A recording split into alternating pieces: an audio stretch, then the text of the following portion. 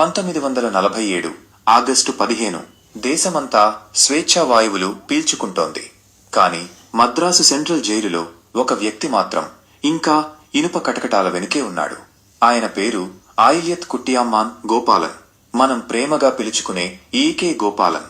ఒక విచిత్రమైన పరిస్థితి ఏమిటంటే బ్రిటిష్ వారు ఆయన్ని జైల్లో పెట్టారు. స్వతంత్ర భారత ప్రభుత్వం ఆయన్ని విడుదల చేయలేదు.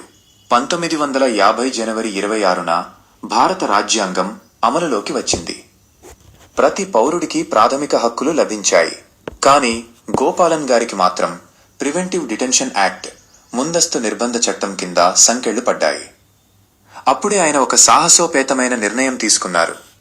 తన నిర్బంధాన్ని సవాలు చేస్తూ నేరుగా కొత్తగా ఏర్పడిన సుప్రీంకోర్టు తలుపు తట్టారు. ఇది కేవలం ఒక వ్యక్తి కేసు కాదు, ప్రభుత్వ అధికారానికి మరియు పౌరుడి స్వేచ్ఛకు మధ్య జరిగిన మొదటి యుద్ధం.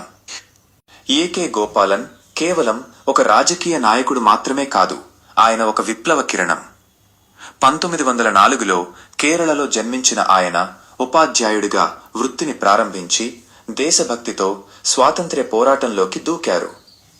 ఉప్పు సత్యాగ్రహం నుండి గురువాయూర్ దేవాలయ ప్రవేశం వరకు ఆయన అడుగులు పడని చోటు లేదు. కానీ 1940లలో ఆయన కమ్యూనిస్ట్ సిద్ధాంతాల వైపు మొగ్గు చూపారు. అప్పటి ప్రభుత్వం ఆయన్ని ప్రమాదకరమైన వ్యక్తిగా భావించింది. 1947 నుండి 1950 వరకు ఆయన వరుసగా జైళ్లలోనే గడిపారు. ఒక కేసులో విడుదల కాగానే మరొక సెక్షన్ కింద ఆయన్ని అరెస్ట్ చేసేవారు. చివరకు 1950లో పార్లమెంటు ప్రివెంటివ్ డిటెన్షన్ యాక్ట్ను ఆమోదించింది.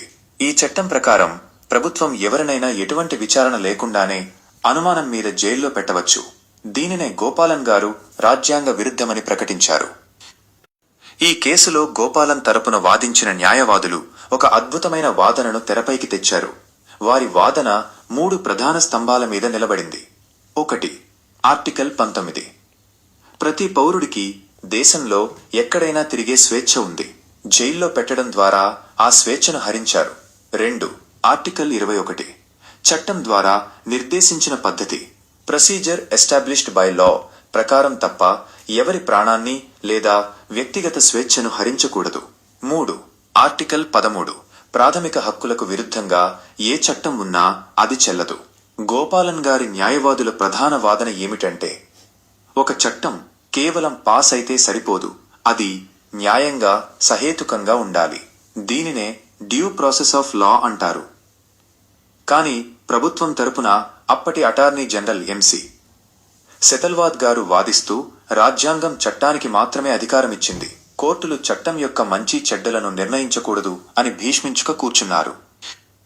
1950 మే 19న తీర్పు వెలువడింది. 6 న్యాయమూర్తులలో 5 ప్రభుత్వ వాదనతో ఏకీభవించారు. చీఫ్ జస్టిస్ హెచ్జే కానియా తన తీర్పులో ఇలా పేర్కొన్నారు. ఆర్టికల్ 21లో ప్రొసీజర్ ఎస్టాబ్లిష్డ్ బై లా అంటే పార్లమెంటు చేసిన చట్టం అని మాత్రమే అర్థం. ఆ చట్టం లోపభూయిష్టంగా ఉందా లేదా అనేది చూడటం కోర్టు పని కాదు. దీని అర్థం ఏమిటంటే ప్రభుత్వం ఒక చట్టం చేసి మిమ్మల్ని జైల్లో పెడితే ఆ చట్టం చేసే విధానం, ప్రొసీజర్ సరిగ్గా ఉంటే చాలు. ఆ చట్టం మిమ్మల్ని అన్యాయంగా బంధించినా కోర్టు ఏం చేయలేదు. రాజ్యాంగంలోని ప్రాథమిక హక్కులు వేటికవే వీడి గదులని, సైలోస్ ఒకదానితో ఒకటి సంబంధం లేదని కోర్టు భావించింది. ఇది పౌర హక్కులకు ఒక పెద్ద దెబ్బ. కాని ఆ 6 న్యాయమూర్తులలో ఒకరు మాత్రం మెజారిటీతో విభేదించారు. ఆయనే జస్టిస్ సయ్యద్ ఫజల్ అలీ. ఆయన రాసిన డిసెంటింగ్ ఒపీనియన్ భారత న్యాయ చరిత్రలో ఒక అద్భుతం.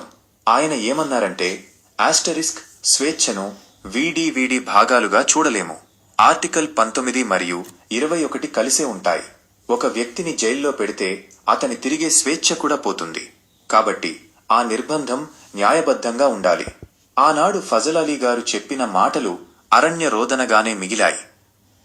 కాని ఆయన వేసిన విత్తనమే 28 ఏళ్ల తరువాత మహావృక్షమైంది. గోపాలన్ కేసులో ఓడిపోయిన ఒక బలమైన న్యాయ సూత్రాన్ని ఆయన ప్రపంచానికి చాటి చెప్పారు. గోపాలన్ తీర్పు దాదాపు 3 దశాబ్దాల పాటు పౌర హక్కులను నియంత్రించింది.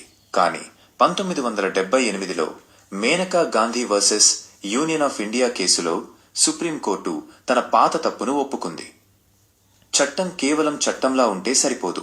అది న్యాయంగా, జస్ట్, నిష్పక్షపాతంగా, ఫేర్ మరియు సహేతుకంగా రీజనబుల్ ఉండాలి అని తీర్పునిచ్చింది. ఏకే గోపాలన్ గారు ఆనాడు వేసిన పిటిషన్ వృధా కాలేదు. అది భారత రాజ్యాంగ పరిణామ క్రమంలో మొదటి అడుగు. ఈ రోజు మనం అనుభవిస్తున్న రైట్ టు ప్రైవసీ, వ్యక్తిగత గోప్యత లేదా రైట్ టు డిగ్నిటీ, గౌరవప్రదంగా జీవించే హక్కు వంటివన్నీ ఆనాడు గోపాలన్ గారు వేసిన పునాది నుండే వచ్చాయి. AK Gopalan versus state of Madras. ఈ కేసు ముగిసి 7 దశాబ్దాలు దాటిపోయింది.